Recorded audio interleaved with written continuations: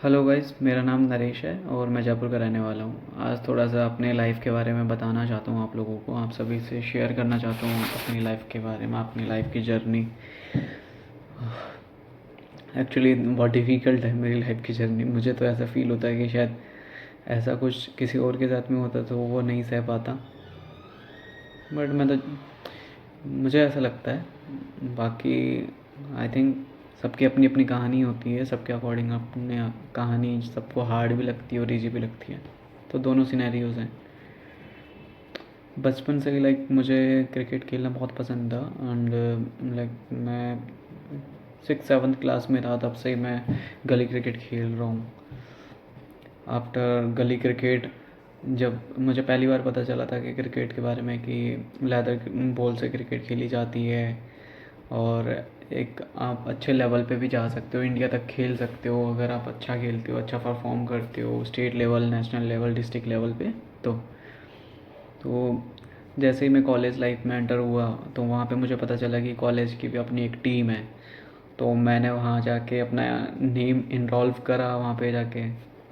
And वहाँ के coach थे दलपाल जी, उनके अंडर में मैंने कोचिंग करी एंड वहाँ से मैंने अपना यूनिवर्सिटी लेवल खेला। एंड बीच में ही मैं मतलब जैसे ही कॉलेज जाता था तो बंक करके मैं साइड में स्टेडियम था हमारे SMS स्टेडियम, तो मैं वहाँ जाके बैठा एक दिन और वहाँ जाके मैंने एक मैच देखा। वो एक्चुअली रणजी ट्रॉफ़ी का मैच चल रहा था। एंड जैसे ही मैंने वो मैच देखा तो मुझे फ़ील हुआ कि यार मैं भी ऐसे खेलता हूँ, मैं अच्छा खेलता हूँ। तो जैसे मुझे फ़ील हुआ और ग्राउंड को देखा मैंने तो अंदर से एक फ़ीलिंग आई मुझे कि यार यहाँ पे तो खेलना है कभी, मतलब कुछ भी करके ये चीज़ करनी है मुझे भी जो ये लोग कर रहे हैं। उसके बाद वहाँ से आया और उसके बाद में जब मैं घर गया दैन मैंने अलग ही अपने आप को स्टार्ट किया जर्नी मेरी क्रिकेट की। हर एक तरीके से मैं कैसे भी करके चीज़ों को इकट्ठा करता था, एकेडमी में जाता था। किट इवन मैंने किट कभी नहीं ख़रीदी है स्टार्टिंग में। तो फिर मैंने इधर उधर से इकट्ठी करी चीज़ें, किसी की गिफ्टेड थी, किसी से ले ली, मांग ली, ऐसा कर करके मैंने अपना किट बना लिया। तो फिर होता ही है कि जैसे मेरी जर्नी एकेडमी तक आ गई, उसके बाद में हुआ ये कि मैंने जैसे एकेडमी स्टार्ट करी, मैचेस वगैरह खेले वहाँ पे। फिर सडनली मुझे मतलब एक ट्रायल्स देना था, ट्रायल्स दिया मैंने डिस्ट्रिक्ट का, वहाँ पे सिलेक्शन हुआ अंडर 16 में। मेरे को मैच खेलने जाना था और वो भी बाहर जाना था, तो घर वालों को बताना था। उस टाइम पे तो उनको पता नहीं था। तो मैंने जैसे बताया घर पे भी, मतलब ऐसा था ना कि क्रिकेट आज तक कोई खेला भी है क्या तुम्हारे लाइक समाज में, किसी ने खेला भी है क्या क्रिकेट लाइक बड़े बूढ़ों ने खेला है क्या तुम्हारे क्रिकेट, ये सारी चीज़ें ऐसी चीज़ें बोली गई। तो स्टार्टिंग में तो मैं बहुत ज़्यादा ही डिमोटिवेट हो गया था फिर अपने आप से ही। तो मैं शांत हो गया कुछ टाइम के लिए, बट फिर अंदर से वही जुनून जग गया कि खेलना है यार, खेलना है, जाना है। मेरा डिस्ट्रिक्ट में हो गया था, मैं नहीं खेल पाया वहाँ पे। फिर मैं रो धो के दोबारा से स्टार्ट कर दिया। लाइक सुबह सुबह मैचेस होते थे अर्ली मॉर्निंग, वो भी विंटर के टाइम पे। मैं निकल जाता था 6 बजे ही, गेट गेट के ऊपर से, मेन गेट होता है उसके ऊपर से निकल के सीधा मैच खेलने चले जाता था बिना बोले। उस टाइम पे मेरी बहन और मम्मी सपोर्ट करती थी काफ़ी अच्छा।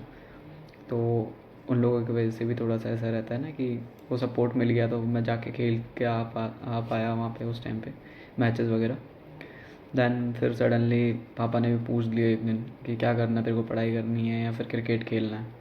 तो मैंने चूज़ करा कि यार मेरे को क्रिकेट भी खेलना है और पढ़ाई भी करनी है। मैंने मतलब इतना बैडली रोते रोते हुए ये बोला कि वो मना नहीं कर पाया मुझे। तो फिर वहाँ से हुआ ये कि सडनली फिर एक सोशल मीडिया के थ्रू मुझे एक काइंड ऑफ ब्रदर मिलते हैं, कोच थे वो एक्चुअली, जो कि कोलकाता में कोचिंग देते थे। और सडनली उन्होंने डिसाइड करा कि मैं हरियाणा आ रहा हूँ, हरियाणा में कोचिंग स्टार्ट कर रहा हूँ, तो तुम भी आ सकते हो। तो लाइक मुझे ये लगा कि यार ठीक है, जानने वाले हैं, अच्छे पर्सन हैं, चलते हैं। और वो लिटरली आज तक भी मेरे साथ में बहुत अच्छे पर्सन है मेरी लाइफ में। वो लाइक काइंड एक बड़े भाई की तरह हैं आज भी। तो मैंने वहाँ पे गया, लाइक वहाँ पे स्टार्ट करा, वहाँ पे भी डिस्ट्रिक्ट वगैरह सब कुछ नॉर्मली, डिस्ट्रिक्ट वगैरह बहुत नॉर्मल हो गया था मेरे लिए, क्योंकि उस टाइम पे अच्छा सारी चीज़ें मैं मेहनत कर रहा था, सारी परफॉर्मेंस अच्छी थी मेरी। फिर डिस्ट्रिक्ट के बाद में बात आती है वहाँ पे कि आपके डॉक्यूमेंट्स नहीं है यहाँ के, तो आपके डॉक्यूमेंट्स बनेंगे। तो वहाँ के जो अदर कोचेस थे, जो भी सेलेक्टर्स थे, उन्होंने बोला कि इतने पैसे लगेंगे डॉक्यूमेंट्स बनाने के। तो तो मैंने बनवाए भी, पैसे दिए यार उस टाइम पे, घर वालों से लेके दिए, वो सारी चीज़ें करी। तो ऐसा करके मैंने पैसे दिए, बट वो उन्होंने फिर कोई वो नहीं किया उसको, मतलब रेस्पॉन्ड नहीं किया बाद में कि बने कि नहीं बने। और तब वो ट्रायल्स वगैरह निकल गए थे, स्टेट वाले सारी चीज़ें निकल गई थी, तो वहाँ से मेरे हाथ से निकल गई सारी चीज़ें। फिर एक और पर्सन मिलता है, मतलब लाइफ में ऐसे जैसे जैसे आगे बढ़ता गया वैसे वैसे नए नए लोग मिलते गए, और वैसे वैसे चीज़ें ऐसी होने लगी कि लाइक मैं और ज़्यादा टूटता चले गया। मैं देखो आपको डायरेक्टली बता देता हूँ, ऐसा डिटेल से तो नहीं बता सकता, ज़्यादा बड़ी वीडियो हो जाएगी। ऑलरेडी 5 मिनट से तो मैं बोल ही रहा हूँ, और इतनी छोटी सी जर्नी 5 मिनट में नहीं कैप्चर हो सकती है। इन शॉर्ट बताऊँ तो मैं हरियाणा से गया, नागालैंड गया। नागालैंड में जाके वहाँ पे ओपन डिस्ट्रिक्ट मैचेस खेले, वहाँ पे डिस्ट्रिक्ट में अच्छा परफॉर्म किया, बट स्टेट में नहीं हुआ वहाँ पे, क्योंकि मेरा परफॉर्मेंस इतना अच्छा नहीं था। एंड सेकंड चीज़ ये थी कि जब नहीं था तो सेलेक्टर्स ये बोल रहे थे कि पैसे दो तो हम करवा देंगे। चलो वहाँ पे मैंने पैसे दिए, मैंने सोचा कि यार अभी ऐसी टीम के साथ में खेलूँगा, नॉन प्लेइंग मतलब नॉन रणजी प्लेइंग टीम से मैं खेल रहा हूँ, तो मेरे लिए शायद हो सकता है कि अभी कम पैसे लग रहे हों, कम पैसे में हो जाएगा।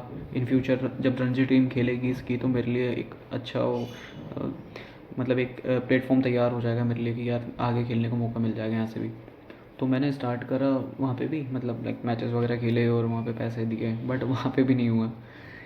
फिर वहाँ से टूट टाट के फिर वहाँ गया, नजफगढ़ जाके गया। नजफगढ़ में वहाँ पे भी मैंने मतलब रूम लिया, रूम में पैसे लगाए भाई, एकेडमी में पैसे लगाए, तो वहाँ पे भी नहीं हुआ कुछ। फिर एक सडनली कोई आता है किसी फ्रेंड के थ्रू कि यार यहाँ से खेलते हैं, पंजाब से खेलते हैं, पंजाब से ट्राई कर। तो मैं पंजाब चले गया, पंजाब में भी कॉलेज वॉलेज ज्वाइन कर लिया खेलने के लिए कि यार चल यहाँ का लोकल है तो इसलिए चांस मिल जाएगा। लाइक लोकल नहीं, स्टूडेंट है, कॉलेज में पढ़ रहा है, तो ट्रायल दे सकते हो। स्टूडेंट्स का ऐसा है ना कि ट्रायल दे सकते हैं शायद। तो वहाँ पे ऐसा कुछ सीन था, मैंने एडमिशन करा लिया गुरु नानक कॉलेज में, मैंने एडमिशन कराया पंजाब में। सो फिर वहाँ पे मैंने ट्रायल्स वगैरह दिए। तो कॉलेज वगैरह तो नॉर्मल था वहाँ पे, तो हो गए क्योंकि इतने लोग खेलते नहीं हो कॉलेज वगैरह में। तो फिर वहाँ पे गया, डिस्ट्रिक्ट लेवल के मैचेस वगैरह खेले, वहाँ पे भी हो गया सिलेक्शन डिस्ट्रिक्ट में भी। एंड फाइनली वही स्टेट वाली चीज़ें आती हैं, पैसा भर भर के देना पड़ता है, और वो था नहीं उस टाइम पे, और घर वालों ने भी हाथ खड़े कर दिए थे उस टाइम पे। तो देन फाइनली मैं फिर जयपुर शिफ्ट हुआ, सारी चीज़ें छोड़ के वहाँ से जयपुर आके एक कॉल सेंटर में काम स्टार्ट किया मैंने। वहाँ पे लाइक 12-13 हज़ार समथिंग कुछ मिलता था उस टाइम पे, इनिशियल टाइम पे। अब होता ये था कि मैं इनिशियल टाइम पे तो सारी चीज़ें घर पे देता था, पैसे सब कुछ, इतना खर्चा था नहीं उस टाइम तक तो मेरा। 3 महीने वहाँ पे जॉब किया, 3 महीने पैसे भी दिए घर पे। फिर मैं गया गुड़गांव में। गुड़गांव में आप जानते हो गुड़गांव में जाते क्या सीन होता है वहाँ पे, वहाँ की मतलब रौनक देख के ही सारी चीज़ें, फैसिलिटी वगैरह देख के ही, पैसा देख के ही सारी चीज़ें वो हो जाती है कि यार ये भी खरीदना है, ये भी करना है, वो भी करना है, लोग कर रहे हैं, मैं ये नशा करूँगा, वो करूँगा, बहुत सारी चीज़ें आ जाती हैं। देन हुआ ये कि जैसे सैलरी आती थी, लाइक उस टाइम पे तो अच्छी खासी सैलरी थी इनिशियल टाइम पे। अगर कोई सेकंड चेंज कर रहा है तो 25,000 उसके लिए काफ़ी होता है, बट मेरे लिए इनफ नहीं था, क्योंकि 25,000 में से मैं 10,000 12,000 घर पे भेज देता था, और रिमेनिंग जो पेमेंट था, तो ऑलरेडी रूम का खर्चा इतना ज़्यादा था, और बाकी पेट्रोल वगैरह, खुद का खाने पीने का, बाकी ऐसे ऐसे नशे लगे, लाइक लड़कियों वाली चीज़ें तो फिर वही खर्चे वर्चे ऐसे हो गए। अब घर पे भी देना था मुझे उस टाइम पे, और हर महीने देना था, ऐसा भी नहीं है कि आप उसको रोक सकते हो घर वाले पैसों को, तो मैंने हर महीने देना था मुझे, तो मैंने दिए, कंटिन्यू किया। फिर एक टाइम ऐसा आया कि मेरे पास एक भी रुपये नहीं बचता था, और मुझे लोन लेने की ज़रूरत पड़ी।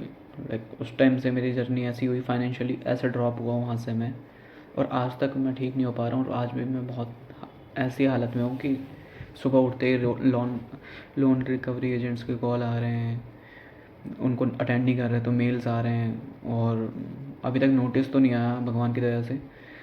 अभी मतलब यही मंथ, ये जो मेरा मंथ है करंटली, इसी में सारी चीज़ें ड्यू हो रही है, अदरवाइज़ मैंने आज तक भी कोई ड्यू नहीं रखा, सारी चीज़ें हमेशा मैंने मैनेज करी हैं। फिर होता ये है कि गुड़गांव में भी ये सीन हुआ कि फिर वहाँ पे लोन्स वगैरह लेना स्टार्ट करा मैंने। एक लोन लिया, दूसरा पे करना था, क्योंकि सैलरी 25 थी यार। और फिर एक लोन लेने के बाद दूसरा पे करो नेक्स्ट मंथ, ऐसा करते करते 2-3 लोन वहीं पे हो गए मेरे क्रिएट। उसके बाद फिर हुआ ये कि सडनली मैं एक दिन घर आ रहा था, घर आते आते लाइक बाइक से एक्सीडेंट हो गया बुरी तरीके से।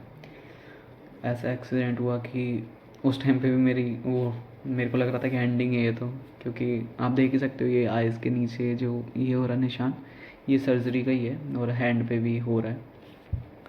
तो उस टाइम पे इतना भयानक एक्सीडेंट हुआ, बट मैं होपफुली बच गया उस टाइम पे।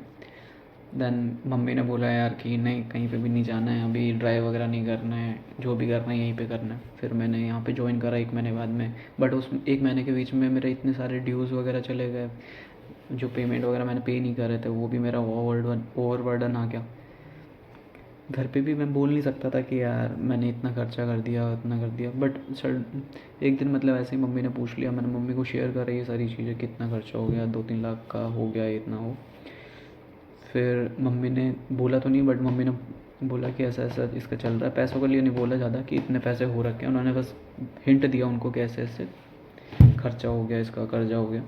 पापा ने मेरे से पूछ लिया, पापा को मैं बोल नहीं सकता था कि इतने ज़्यादा खर्चा कर दिया मैंने उनको बोला लाइक 1 लाख रुपए का खर्चा है। तो उन्होंने बोला कि ठीक है, बट जो बाकी मैं तेरे को चाचा से दिला देता हूँ, अंकल से दिला देता हूँ पैसे, ऐसे बोला उन्होंने। तो मैंने ठीक है चलो यार 1 लाख रुपए तो चुकेगा एटलीस्ट। तो मैंने 1 लाख तो चुका दिया, बाकी जो रिमेनिंग है वो डेली बेसिस पे अभी भी पेंडिंग चल रहा है, उसकी EMI मैं भर नहीं पा रहा हूँ, क्योंकि अब से ये हो गया कि अगर मेरे को 25 मिल रहा है तो 25 में 15 मेरे को अंकल को देने हैं, 10,000 घर की EMI को देने हैं। अभी मेरे पास 1 रुपये नहीं बचता, पूरा महीना ऐसे ही निकलता है।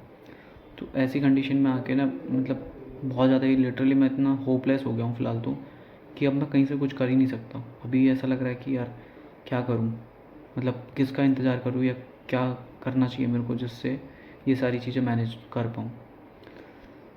लेट्स होप कि कुछ अच्छा हो, एंड फाइनली देखते हैं आगे क्या होता है।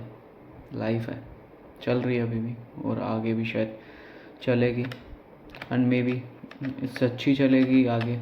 पहले था वो अब नहीं है, और जो अब है वो आगे नहीं होगा। अभी भी मतलब रुकने का नाम नहीं ले रहा हूँ मैं, और ना थकने का नाम ले रहा हूँ। चीज़ें अभी भी वैसी चल रही है, फाइनेंशियली भी वैसी चल रही है, सब कुछ डेली कॉल्स आना, रैंडम्स कॉल्स भी आते ना तो भी डर लगता है कि यार किसी रिकवरी एजेंट का कॉल तो नहीं है। और राइट नाउ अभी मैं एक जयपुर में ही हूँ, जयपुर में छोटे से एक हॉस्पिटल में काम करता हूँ। सोच रहा हूँ चेंज करने की जॉब भी, और साथ साथ में अभी यूट्यूब भी स्टार्ट करा है कि यूट्यूब पे वीडियोस अपलोड करना स्टार्ट करूँ। ये भी वीडियो में विदाउट कट के मैं अपलोड कर रहा हूँ सारी चीज़ें, कोई भी एडिटिंग नहीं है, सब कुछ जो भी है आपके सामने है।